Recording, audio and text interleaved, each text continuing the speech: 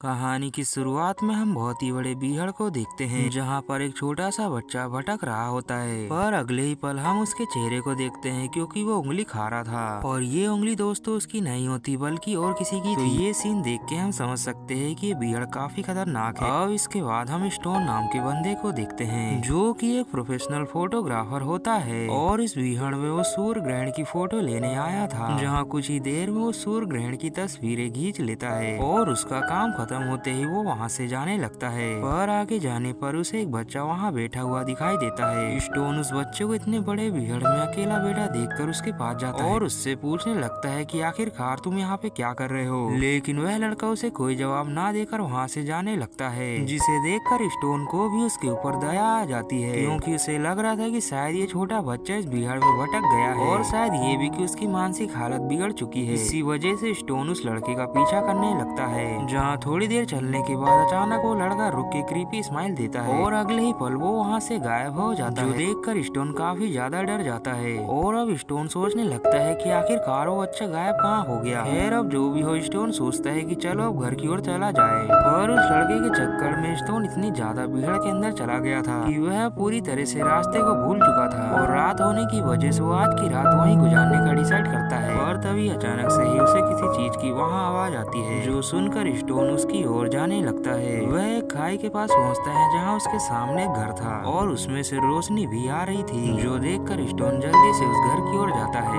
दरवाजे पर पहुंचकर स्टोन वहां जल्दी से आवाज लगाता है और कुछ देर तक कोई भी दरवाजा नहीं खोलता, लेकिन तभी अचानक से ही दरवाजा खोलता है और उसके सामने एक लड़की होती है। इस लड़की का नाम दोस्तों एलिना होता है, जो कि स्टोन को देख के बिल्कुल नहीं घबराती, बल्कि वो तो स्टोन को कहती है कि चलो आओ अंदर बैठ जाओ, और वो उसके सामने खाना रखती है और कहती है कि इसे खा लो। उस लड़की के इस तरह व्यवहार करता हुआ देख स्टोन काफी हैरान था, इसीलिए वो उस लड़की से पूछता है कि यहाँ से बाहर निकलने का रास्ता कहाँ है, जिसका जवाब एलिना नहीं देती और कहती है कि खाना खा लो और आज की रात यहीं गुजार लो, कल सुबह चले जाना। एलिना की इस तरह की बातें स्टोन को काफी ज्यादा परेशान कर रही थी, क्योंकि कोई अपने घर में किसी अनजान को घुसने नहीं देता और इसने तो खाने तक को पूछ लिया। खैर अब जो भी हो, स्टोन भी सोचता है कि चलो आज की रात यहीं गुजार लिया जाए, इसीलिए वो चुपचाप वहाँ सो जाता है, लेकिन उसे नींद नहीं आ रही थी। जिसके बाद हम अगली सुबह का समय देखते हैं, जहाँ स्टोन वहाँ से निकलने के लिए रास्ता ढूंढने लगता है और वह दोस्तों उसी सीढ़ी को देख रहा था जिसके द्वारा वो पिछली रात आया था, जो कि अब वहाँ से पूरी तरह से गायब हो चुकी थी। यह देखकर स्टोन एलिना के पास जाके पूछता है कि वहाँ की सीढ़ी कहाँ गई, तो एलिना कहती है कि वो लोग कभी कभी अपने साथ सीढ़ी ले जाते हैं। और वो लोग सुन के स्टोन कहता है कि कौन लोग जो सीढ़ी ले गए, जिसका एलिना कोई जवाब नहीं देती। ये देखकर स्टोन भी सोच लेता है हो ना हो उसे यहाँ से अपने ही बलबूते निकलना होगा, इसीलिए वो एक हथौड़ी लेके अब उन पहाड़ों पे चढ़ाई करने लगता है, जहाँ वो उसके बलबूते कुछ देर तक तो ऊपर चढ़ जाता है, पर तभी अचानक से ऊपर से कोई चीज नीचे की ओर गिरती है, जिसकी वजह से स्टोन काफी ज्यादा डिस्टर्ब हो जाता है और इसी वजह से वो नीचे गिर के बेहोश हो जाता है, जहाँ वो ऐसे ही दिन भर बेहोश रहता है। पर जब रात में उसे होश आता है तो उसके पैर में वही हथौड़ी घुस गई थी, जिसकी वजह से उसे काफी ज्यादा दर्द होने लगता है और उसके चीखने की आवाज पे जल्दी से वहाँ पे एलिना आ जाती है और उसका ट्रीटमेंट करने के लिए उसे वहाँ से ले जाती है। जिसके बाद देखते देखते काफी दिन गुजर जाते हैं, पर इतने दिनों में स्टोन के दिमाग में केवल एक ही बात चल रही थी कि वो यहाँ से कैसे निकले, इसीलिए वो एलिना से पूछता है कि वो यहाँ से कैसे निकले, जिस पर एलिना कहती है कि तुम इसे ही अपना घर मान लो, क्योंकि यहाँ से निकलना नामुमकिन है। इन दोनों की बातों के बीच में अचानक से स्टोन को पहाड़ी पे एक बंदा दिखाई देता है, जिसे देखने के बाद स्टोन काफी ज्यादा खुश हो जाता है। स्टोन उस बंदे से कहता है कि तुम मेरी मदद करो, यहाँ से बाहर निकालो, जिस पर वो बंदा भी कहता है कि ठीक है मैं तुम्हें यहाँ से बाहर निकालूंगा, और वह लड़का उसके लिए एक रस्सी नीचे फेंकता है,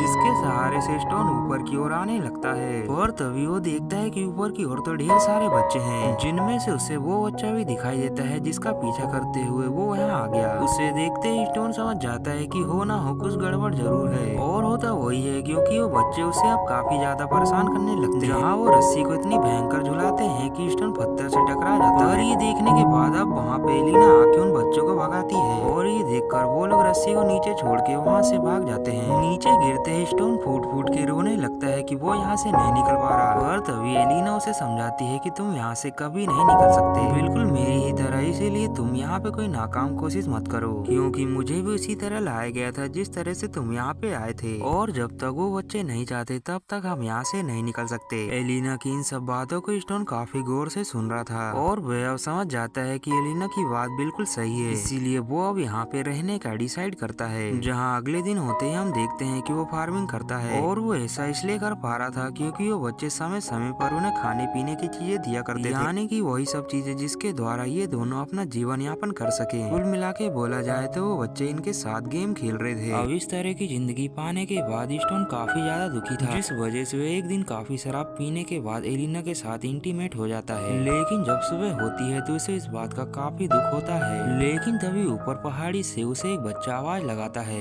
जो कि काफी नरम दिल का होता है और स्टोन की हालत देख के उसे काफी दया आती है और ये बात स्टोन भी समझ जाता है उस बच्चे की बात सुन के। वह बच्चा स्टोन से बताता है कि मुझे पढ़ने का काफी ज्यादा शौक है। तो इस पर स्टोन कहता है कि अगर तुम मुझे यहाँ से बाहर निकालोगे तो मैं तुम्हें बहुत पढ़ाऊंगा। अब इन दोनों की बातों के बीच में अचानक वहाँ एक बड़ा लड़का आता है जो कि छोटे से बच्चे से कहता है कि तुम मुझसे क्या बातें कर रहे हो, जिसके बाद वो छोटे बच्चे को मारते हुए अपने साथ ले जा लेता है। और फिर हम देखते हैं उसी रात का सीन जहाँ एलिना बताती है कि वो प्रेग्नेंट है। जो बात सुनकर स्टोन को काफी ज्यादा गुस्सा आता है और वो कहने लगता है कि ये बच्चा मेरा नहीं है। पर अगले ही पल गुस्सा ठंडा होने के बाद एलिना से काफी अच्छे से बात करता है, जिसके बाद वो एलिना से माफी मांगता है कि मुझे नहीं पता था कि ये सब कुछ हो जाएगा। उसी रात में हम उसी बड़े बच्चे को देखते हैं जो कि किसी प्रकार का रिचुअल कर रहा था, जिसके अगले ही सुबह हम एक बच्चे की लाश को लटका हुआ वहाँ देखते हैं। और ये बच्चा दोस्तों वही था जो कि पिछले दिन स्टोन से बात कर रहा था, इसीलिए उसी के साथियों ने उसे जान से मार दिया। पर उस बच्चे के मरते हम देखते हैं एलिना को जो कि जोर जोर से रोने लगती है, जिसके बाद वो स्टोन से कहती है कि तुम्हारी वजह से मेरा बच्चा मारा गया। जो बात सुनकर स्टोन पूरी तरह से हैरान हो जाता है कि ये क्या कह रही है। लेकिन एलिना का गुस्सा इतना ज्यादा बढ़ जाता है कि वह एक जोरदार हथियार से स्टोन के ऊपर हमला कर देती है, जिसकी वजह से स्टोन वहीं गिर के बेहोश हो जाता है। और जब उसको होश में आता है तो वो देखता है कि वो पिंजरे में कैद है और ऐसा करने वाली और कोई नहीं बल्कि एलिना ही थी।